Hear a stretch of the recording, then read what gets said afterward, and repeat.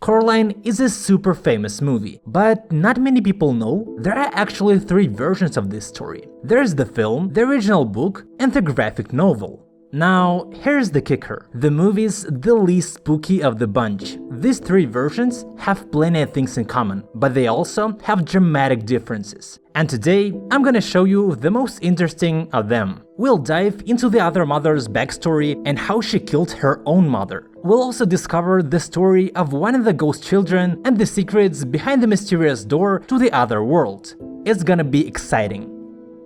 Okay, let's start with the other mother. In the movie, she is pretty creepy, hands down. She changes her appearance throughout the film until she turns into a kind of a spider. But in the book, she's even more spooky. Her skin was pale, as white as snow, and she was taller and skinnier with these long fingers that kept moving constantly.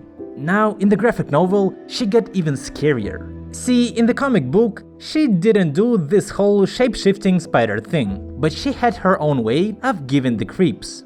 Just look at this scene. Coraline wants to play a game with the other mother to save her parents. She asks Beldam if she'll play fair, and the other mother swears on her own mother's grave that she will. And that's when things get seriously frightening. The other mother spills the beans about how she killed her own mother. She talks about putting her own mother in a coffin, and when the old lady tried to get out, Beldam just threw her back in and buried her alive. Man, that's some next level scary stuff. You won't find anything like this in the original book, and of course, it didn't make it into the movie either. The scenes with the other father in the graphic novel are also spookier. There's a moment where Coraline rips a button out of his eye with her bare hands. And the whole scene with the chase of the other father is worth separate attention. Now, onto the mysterious door to the other world. In the movie, it's small, which does add a certain amount of mystery, but in the graphic novel and the book, it's a regular, full-length door. I think the movie nailed it because it added more mystery to the story. However, the book and the graphic novel take the cake when it comes to the tunnel to the other world. It's longer, like way longer. When Coraline escapes from the other world in the comic book, she walks down that corridor for 3 to 4 pages.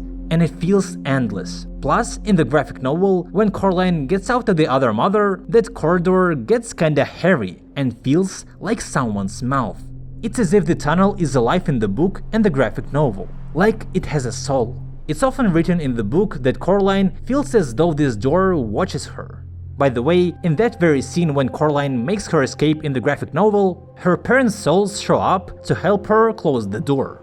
Now let's talk about Coraline's room. In the graphic novel, her rooms in both worlds look pretty much the same. Check this out.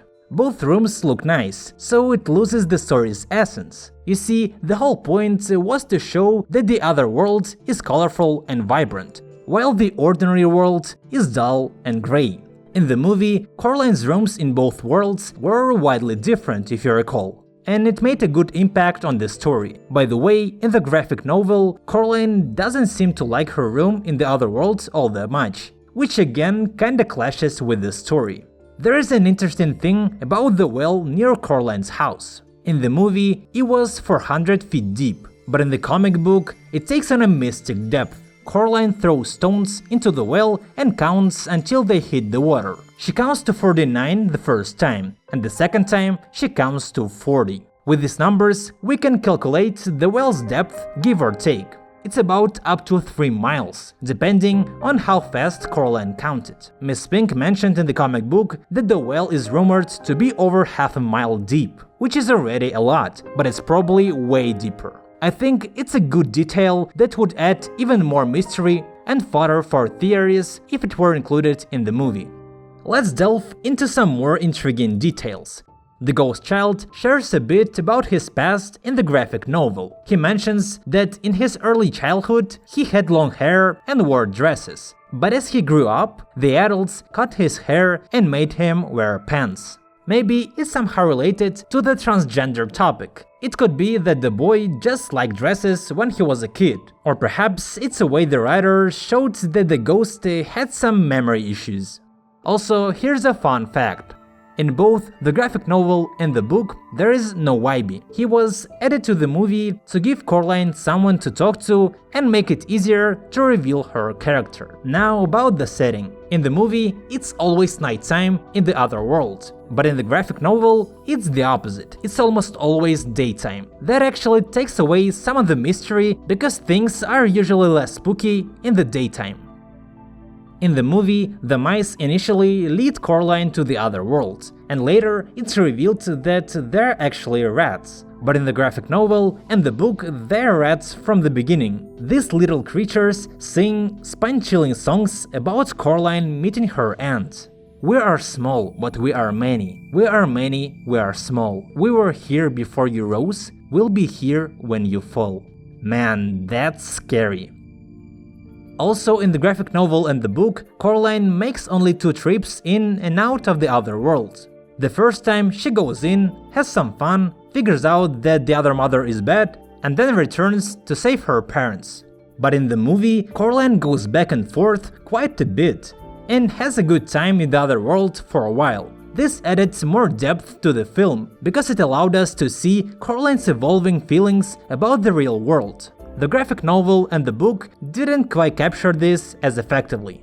Now let's talk about the ending of Coraline. It could be seen as a weaker point of the film. In the movie, Coraline has a dream where the children's souls come to her and instruct her to hide the key. She wakes up and goes to the well in the middle of the night. Coincidentally, the other mother's hand enters the real world right at that moment. It's a bit of a strange coincidence. Near the well, the hand attacks Coraline. There begins a fight, and suddenly Wybie shows up and saves Coraline. It's puzzling why he was there at that particular time. Maybe he was following Coraline, but it looks strange considering the late hour. On the contrary, Coraline lives for several days in the graphic novel and the book, knowing that the other mother's hand is tailing her. She makes a clever plan to outsmart it by setting picnic at the well. She lays out a towel and places the key to the other world in the middle. And when the hand goes for the key, Coraline snatches it and tosses it down the well. And as I mentioned, it's a super deep well in the graphic novel. This ending highlights Coraline's cleverness and doesn't rely on strange coincidences. In the graphic novel and the book, Coraline doesn't destroy the other mother's hand, she simply throws it away. In the movie, the hand is crushed by a stone, supposedly ensuring that the other mother can never return. All 3 versions have their own unique charm and creepy elements. It's fascinating to see how this story can be told from different perspectives. Each has its strengths and weaknesses. Personally, I lean toward the movie because I feel a stronger connection to it. If you enjoyed this video, please don't forget to hit the like button and subscribe to the channel for more Coraline related content. See ya!